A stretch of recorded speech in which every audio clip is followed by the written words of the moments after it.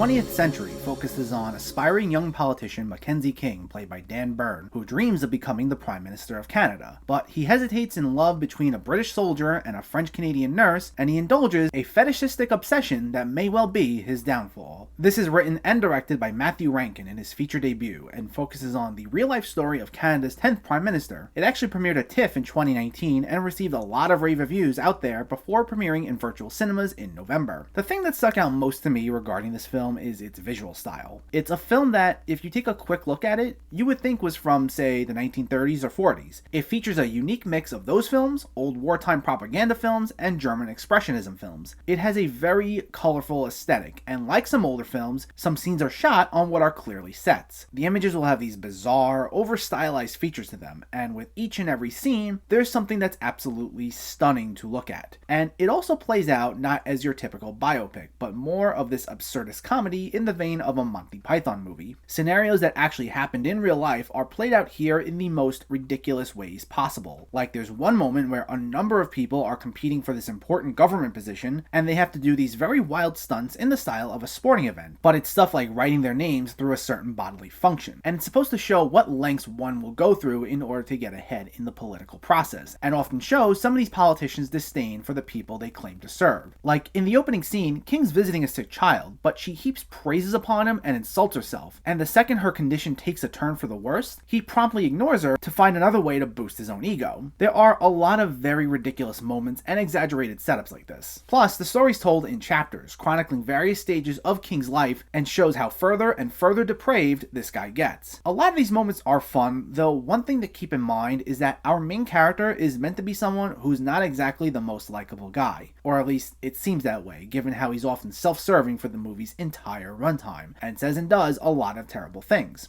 Also, while it's an extremely well-made film, and I have to give Rankin a lot of credit here, especially as someone who also shares a love for older films, but it just seems like the movie is directed more towards people who have an understanding of the politics of this era. There are a lot of names dropped and events referenced, and it may not explain a lot of who and what they are to you. So after a while, I felt a little lost trying to comprehend everything that was going on. There were individual moments that I found to be very funny, but maybe I would have appreciated it more if I knew a little more history going into it, because then it would have maybe provided a lot more of a satisfying experience. But still, it has some solid moments, and it's something I can definitely say I respect. So maybe if you're familiar with the real-life historical figures, you may appreciate this a little more. The 20th Century gets a 6 out of 10.